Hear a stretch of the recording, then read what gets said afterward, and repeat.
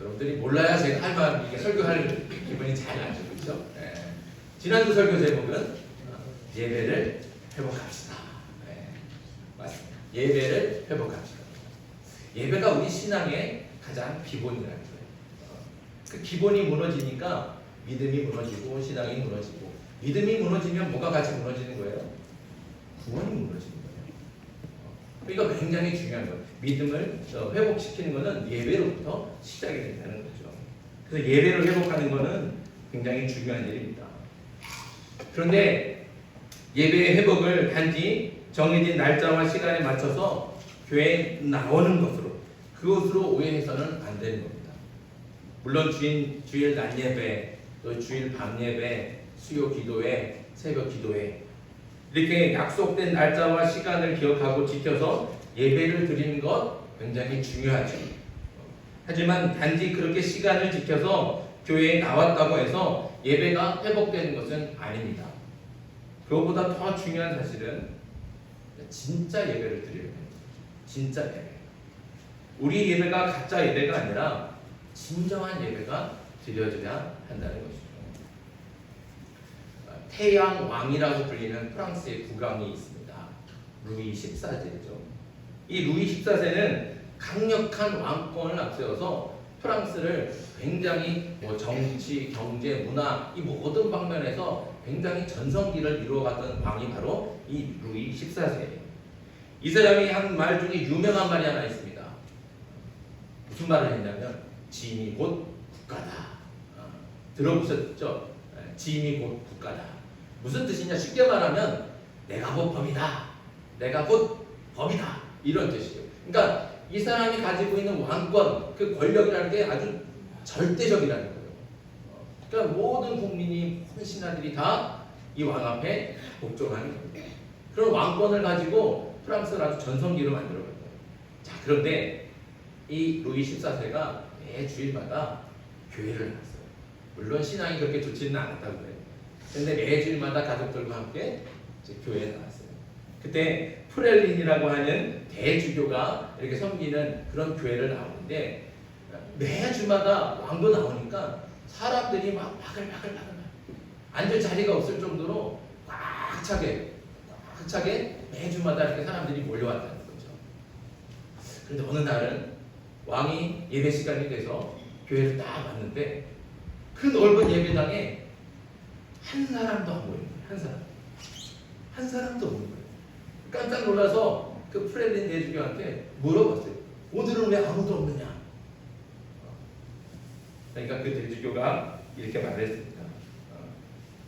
주일마다 많은 사람들이 교회를 오는데 그 중에서 진짜로 예배 드리는 사람이 누군지, 몇 사람이나 되는지 알고 싶었습니다.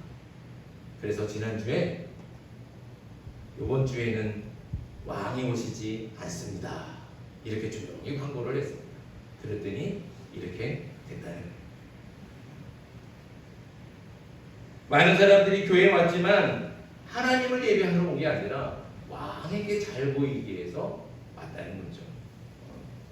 예배가 이렇게 자신의 출세와 이익을 위한 수단이 되면 안 되는 겁니다. 그건 진짜 예배가 아니라는 거죠. 선거철만 되면 교회에 오지 않던 사람들이 교회를 찾아옵니다. 왜 오겠습니까? 인사하러 오는 거죠. 한 표라도 더 받겠다고 오는 겁니다. 교회가 웬만큼 크다 그러면 정치인들은 다 찾아갈 겁니다. 분당 우리교회 아시죠? 분당 우리교회 이찬수 목사님 설교 중에 하신 말씀이 있는데, 이 교회도 크다 보니까 선거철만 되면 국회의원이고 무슨 의원이고 전화를 다 하는 거예요. 후보들마다. 그래서 목사님 저 이번 주에 예배 드리러 갑니다. 그런다는 거예요. 그러니까 뭐 예배 드리러 오겠습니까? 뭐 하러 온다고요? 인사하러 오겠다는 거죠. 그럼 인사 좀 시켜달라는 거예요. 그럴 때 목사님이 그렇게 이야기를 한다고 해요. 와서 예배를 드리는 건 얼마든지 좋습니다. 예배가 끝나고 나가는 성도들을 인사하는 것도 괜찮습니다. 하지만 예배 시간에는 따로 소개를 하거나 인사를 하지는 않겠습니다. 오신다면 조용히 예배를 드리고 가십시오. 무슨 뜻이겠습니까? 예배가 예배가 하나님께 드려야 될 예배가 선거를 위한 도구가 되지 않게 하겠다는 뜻이죠. 저도 이찬수 목사님하고 같은 생각입니다. 그래서 저도 이찬수 목사님을 따라하려고 합니다. 이제 앞으로 우리 검은교회에 오는 국회의원, 도의원, 시의원 누가 오더라도 예배 시간에는 인사를 안 시키겠습니다. 소개도 하지 않겠습니다. 얼마든지 와서 예배를 드리는 것은 다 가능해요. 뭐 야당이든 여당이든 누가 와도 예배 시간에 예배 드리는 것은 상관없어요. 그러나 예배 시간 안에 따로 소개하거나 인사는 시키지 않겠습니다. 끝나고 저희 옆에 서 있을 때 뭐 나가시는 여러분들 향해서 인사하고 악수하는 건 얼마든지 상관없어요. 그러나 예배 시간 안에서는 그런 일은 하지 않겠습니다. 그러니까 여러분들도 양해를 해주시고 또 협조해 주시면 고맙겠습니다. 자, 중요한 것은 우리의 예배가 진정한 예배가 되어야 된다는 것이고, 우리 예배 드릴 때 중심엔 항상 하나님이 있어야 됩니다. 우리가 바라봐야 되는 건 항상 하나님을 바라봐야 되는 것이죠. 그 예배가 진정한 예배라는 겁니다. 예수님도 진정한 예배에 대해서 말씀하셨습니다. 예수님께서 사마리아 지역을 지나가실 때 우물가에서 한 여인을 만나서 많은 이야기를 나누셨죠. 그때 여인이 예수님에게 질문을 했습니다. 우리는 조상 대대로 여기 이 산에서 예배를 드렸습니다. 그리고 지금도 여기서 예배를 드리고 있습니다. 그런데 유대인들은 유다 사람들은 전부 다 예루살렘에서만 예배를 드리라고 합니다. 우리가 어디서 예배를 드려야겠습니까? 어디서 예배를 드려야 진짜 예배입니까? 이렇게 예수님한테 질문을 했죠. 그때 예수님이 뭐라고 대답하셨습니까? 이렇게 말씀하셨어요. 이 산도 아니고 예루살렘도 아니다. 참되게 예배하는 자는 영과 진리로 예배하는 것이다. 영과 진리로 예배하는 사람만이 참되게 예배하는 사람이고, 하나님께서는 그렇게 영과 진리로 진짜로 예배하는 사람을 찾고 계신다. 예수님께서 말씀하십니다. 어디서 예배하느냐가 중요한 것이 아니라 예배하는 사람이 정말로 영과 진리로 예배를 하느냐가 중요하다는 것이죠. 영과 진리로 예배한다 이러면 좀 어렵게 들리지만 쉽게 말하면 진실한 마음으로 드리는 거예요. 진실한 마음으로. 진실한 마음으로 예배를 드리는 것이 진짜 예배라는 것이죠. 자, 그러면 마음만 있으면 될까요? 마음만. 몸은 딴 데가 있고 마음만 있으면 돼요. 어떤 교회에 골프를 좋아하는 집사님 한 분 계셨어요. 골프를 너무너무 좋아하니까 주말만 되면 약속 잡혀갖고 골프장에 나가는 거예요. 부인이 권사님인데 권사님이 큰 남편을 붙들고 제발 말고 하는 거야. 제발 주일에만, 다른 날은 골프장 가는 거 내가 다 인정할 테니까 주일만에는 예배 좀 드려라. 예배 좀 드려라. 권사님이 그렇게 붙들고 남편을 붙들고 간곡하게 부탁을 했어요. 그랬더니 남편이 이렇게 얘기를 했습니다. 여보, 내가 예배당에 가서 나 앉아 있으면 몸은 예배당에 있지만 마음은 자꾸 골프장에 가 있어. 그런데 내가 골프장에 나가 있으면 몸은 골프장에 있는데 마음은 예배당에 있는 거야. 우리 하나님은 마음의 중심을 받으신다 그러는데, 그러면 내가 몸만 여기 있는 것보다는 차라리 마음이 여기 있는 게 더 좋은 거 아니겠어? 말이라도 못하면, 그쵸? 한 대 탁 쥐어보고 싶은데. 이 부인 권사님도 그 말을 들으니까 속에서 막 열불이 나고 화가 나죠. 그래서 아주 그냥 심한 말을 했습니다. 뭐라 그랬어요? 그럼 당신 마음은 천국에 가지만 당신 몸은 지옥에 가는 거야. 이렇게. 예배를 드릴 때 분명히 마음이 중요합니다. 하지만 마음만 있으면 되는 것이 아니라는 거죠. 마음과 함께 반드시 몸이 있어야 돼요. 네. 몸과 마음이 따로 가면 그거는 정신분열증하고 같은 거예요. 그건 아픈 거죠. 건강하지 않습니다. 몸과 마음은 함께 가는 거예요. 같아야 되는 거죠. 그게 진짜 예배예요. 오늘 로마서의 말씀도 진짜 예배가 뭔지를 우리에게 말씀해주고 있습니다. 우리 읽었던 1절, 12장 1절의 말씀 우리 같이 한번 읽겠습니다. 시작. 그러므로 형제들아 내가 하나님의 모든 자비하심으로 너희를 권하노니 너희 몸을 하나님이 기뻐하시는 거룩한 산 제물로 드리라. 이는 너희가 드릴 영적 예배니라. 아멘. 자, 오늘 말씀해 보니까 우리가 드릴 예배가 무슨 예배가 돼야 되는가? 어떤 예배라고 해요? 영적 예배라는 거예요. 영적. 그런데 우리가 영적이라 그러면 왠지 몸이나 육체 얘기하면 안 될 것 같죠. 그런 것하고는 상관없을 것 같아요. 육체가 끼어들면 오히려 영적인 예배가 안 될 것 같은 그런 느낌이 있습니다. 하지만 그렇다고 영적인 예배가 마음으로만 드리는 예배는 아니라는 것이죠. 반드시 몸이 함께 하는 겁니다. 그래서 오늘 말씀은 어떤 예배가 영적인 예배인지 가르쳐 줍니까? 뭐라고 말씀하세요? 너희 몸을 하나님이 기뻐하시는 거룩한 산 제물로 드리라. 다른 거 드리라는 게 마음 드리라 그래요? 제물 드리라 그래요? 아니에요. 뭘 드리라고요? 몸을 드리라는 거예요. 우리의 몸을 하나님께 거룩한 산 제물로 드리면 그것이 바로 영적 예배가 된다는 것이죠. 분명히 영적 예배라고 하는데 그 영적 예배가 몸을 드리는 것이다 라고 말씀하고 있습니다. 우리 생각에는 영적인 것과 육체적인 것은 전혀 다른 것, 완전히 반대인 것처럼 생각이 듭니다. 그렇게 느껴지죠. 하지만 그렇게 느꼈다면 그건 영과 육체를 분리하는 이원론적인 생각 때문에 그런 겁니다. 그리고 영과 육을 이원론적으로 나누어서 생각하다 보면 영은 선하고 또 참된 거지만 육체는 거짓되고 악하다 이렇게 생각하기 쉽습니다. 그러나 이거는 분명히 잘못된 생각입니다.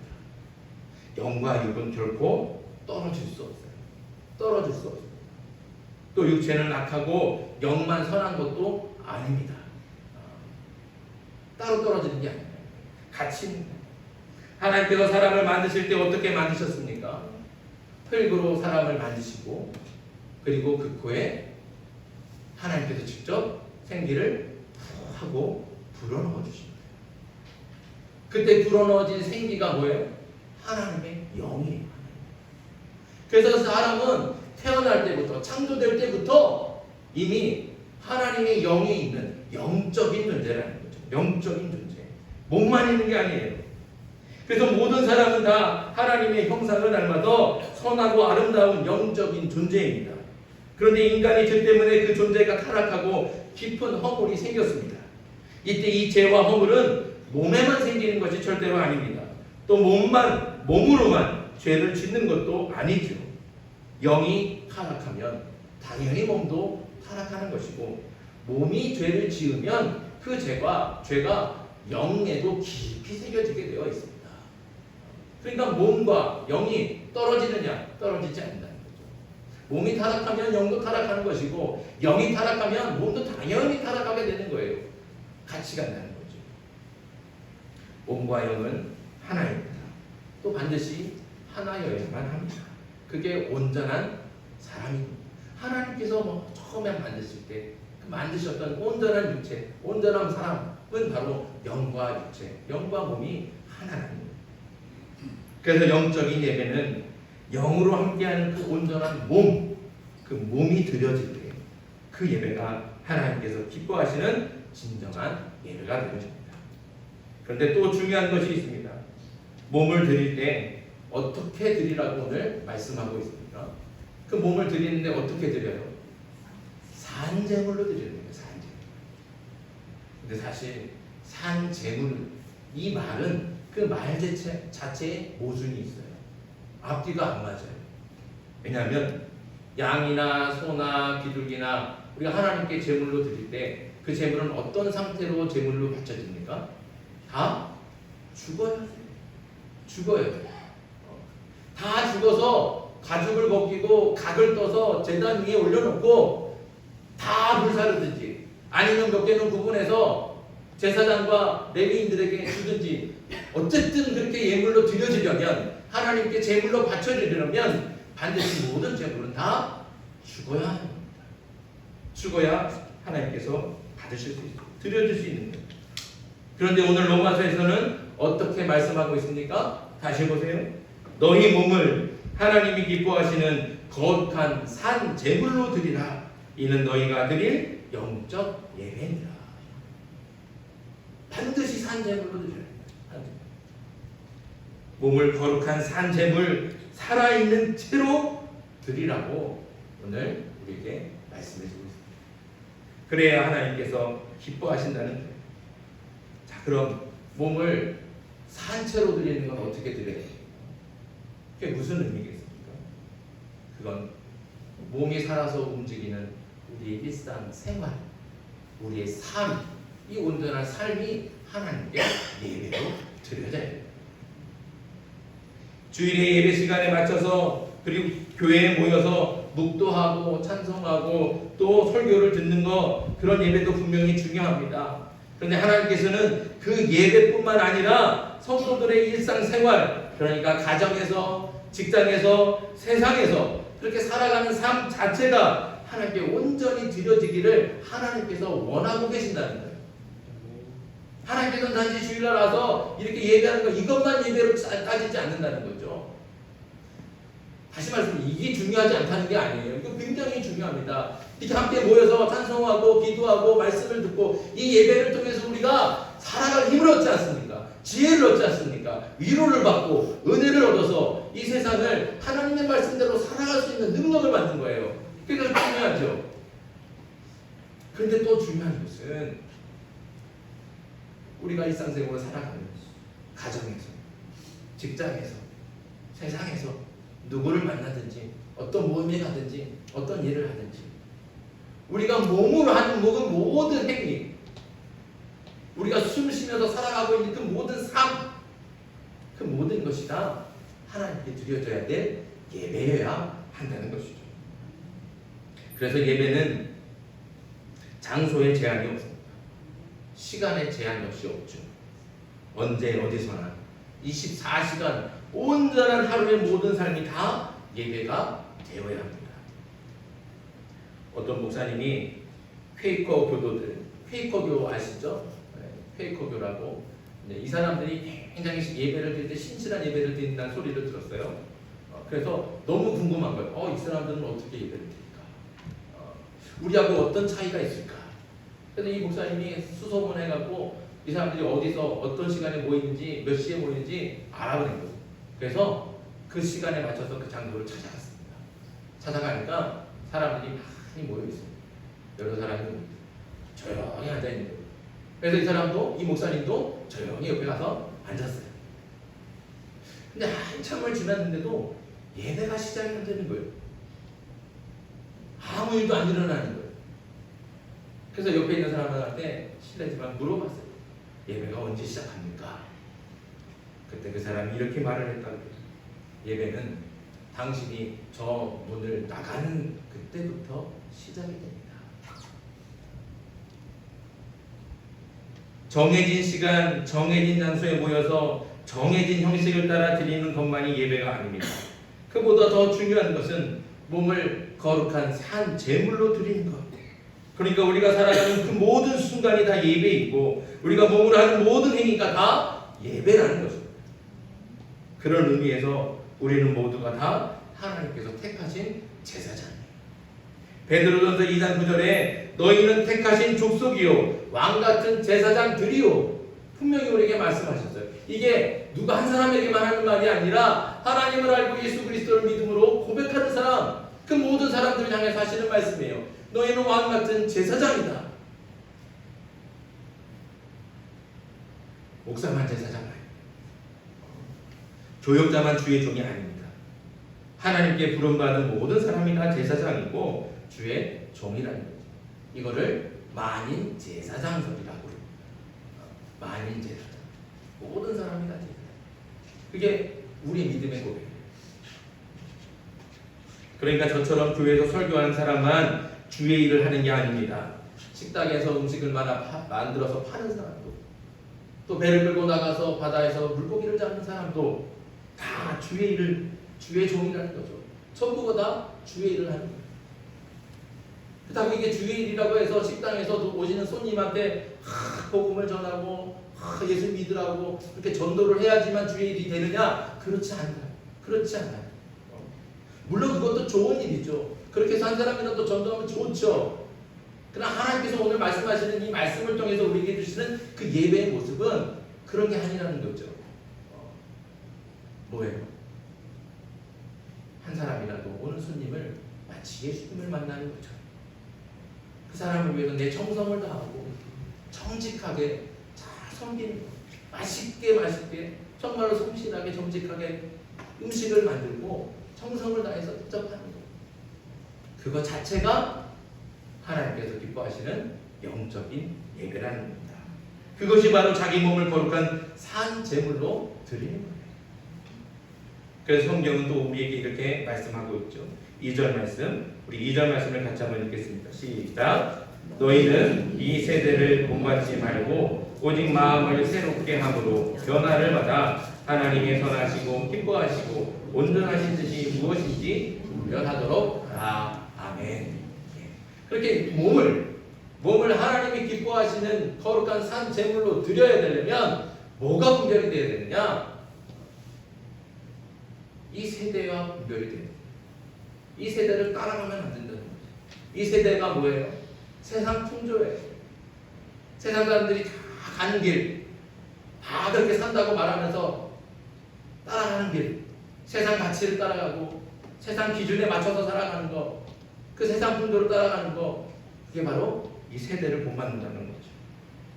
세상 사람들에게 가장 중요한 가치가 뭡니까? 돈이잖아요. 돈이 제일 중요해요. 그러니까 식당을 운영해도 제일 중요한 건 오직 돈 버는 겁니다. 그게 가치가 되고 그게 가장 중요한 가치가 되면 어떻게 돼요? 무슨 수를 써서라도 돈 버는 일에 혈안이 되죠. 그래서 원산지를 속이기도 하고 또 중량을 속이기도 하는 겁니다. 예수님을 믿는 사람도 세상 가치와 기준에 맞추다 보니 세상을 따라가게 되는 거예요.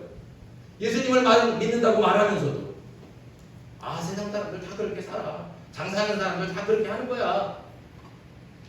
그렇게 하면서 세상을 쫓아가는 거예요. 하지만 그러면 그 사람은 예배하는 자는 아니라는 거예요. 예수님을 믿기는 하지만 예배를 드리지는 않는 겁니다. 예배 드리는 사람이 아니라는 거죠. 예배를 드리지 않으니까 신앙이 무너지고 믿음도 무너지는 겁니다. 설교를 준비하면서 김동호 목사님의 설교를 한번 다시 듣게 됐습니다. 김동호 목사님의 설교 시간에 이 외화를 줄 때 김동호 목사님 아시죠? 높은 뜻 동안교회에서 신고하시다가 높은 뜻 승리교회 그래서 이렇게 거기서 신고하시고 지금 은퇴하셨는데 아무튼 이제 이 김동호 목사님이 높은 뜻 승리교회를 처음 개척할 때 이 높은 뜻 승리교회에 그 다니는 집사님 중에 한 분이 저 김천에서 한 길 올라와서 예배를 드리는 분이 있었다고 해요. 이분이 김천에서 설렁탕 집을 하는데 목사님이 한번 김천에 갈 일이 있어서 신방을 했다고 합니다. 근데 이 집사님이 목사님을 만나서 하는 말이 이래요. 목사님, 저는 설렁탕 파는 장사꾼에 불과하지만 저는 설렁탕 한 그릇을 끓여도 예수님 대접하는 마음으로 끓입니다. 그래서 재료도 최고로 좋은 것만 쓰고 마늘도 깐 마늘이나 까진 마늘, 찌은 마늘 이거 안 쓰고 다 일일이 껍질 벗겨가면서 다 내 손으로 다 지어가고 그래서 제일 좋은 것만 제일 맛있게 그렇게 만들고 있습니다. 이렇게 말을 하면서 한 가지 일화를 이야기해 줬는데 어느 날 설렁탕 이제 끓이는데 뼈가 필요하잖아요, 그렇죠? 그 뼈를 이제 주문하는 가게가 있는 거예요. 그래서 설렁탕 끓이는 뼈는 항상 좋은 뼈, 가장 좋고 최고로 좋은 뼈를 쓰는데 어느 날 이 뼈 가게 주인이 자기 실수로 해서 좋은 뼈를 보내지 않고 그보다 못한 뼈를 보냈다는 거예요. 그 뼈를 한 10시간쯤 우려내면 끓이면 그 국물이 뽀얀 국물이 나오면 이건 좋은 뼈고 그 국물 가운데 누리끼리해지면 그거는 좋은 뼈는 아니라는 거예요. 근데 10시간 이렇게 열심히 끓여내서 딱 봤더니 그 국물이 누리끼리 하다는 거예요. 이게 웬일인가? 항상 최고, 제일 좋은 것만 좋았는데 그래서 사장한테 뼈가게 사장한테 전화를 해봤어요. 그랬더니 이 사장님이 자기 실수라는 거예요. 죄송하다는 거예요. 미안하다. 그러면서 이 뼈가게 사장님이 이렇게 말을 했다는 거야. 사장님, 오늘만 그 국물에 프림을 좀 다시죠. 그 뼈가 품질이 좀 떨어지기는 해도 못 먹는 것도 아니고 그것도 사실 좋은 뼈입니다. 그렇게 하는 집들도 많이 있어요. 그러니까 오늘 하루만 프림 한번 넣으시죠. 그런데 이 집사님은 가게 문을 닫고 이렇게 써붙였다는 거예요. 오늘은 재료가 나빠서 장사를 못합니다. 그리고 문을 닫아. 얼마나 정직하고 진실합니까? 설렁탕 한 그릇을 끓여도 예수님께 하듯이 하는 거예요. 그러니까 속일 수 없는 것이죠. 대충 넘어가지 않습니다. 분명히 손해가 보이는데 그 손해를 기꺼이 감수합니다. 이 집사님이야말로 하나님께서 세우신 거룩한 제사장이고 그 직분대로 정말 거룩한 주의 일을 하고 있는 것 아니겠습니까? 이게 바로 하나님께서 원하시는 영적인 예배입니다. 사랑하는 성도 여러분, 지금 여러분들이 무슨 일을 하든지 그 일에 충성을 다하고 정직하고 진실하게 최선을 다하시기를 간절히 바랍니다. 물론 그 일을 통해서 돈도 벌지만 매 순간마다 하나님이 함께 하신다. 이것을 꼭 기억하십시오. 그래서 누구를 만나든지 무슨 일을 하든지 하나님께 하듯 하길 간절히 소원합니다. 예수님께 하듯 하십시오.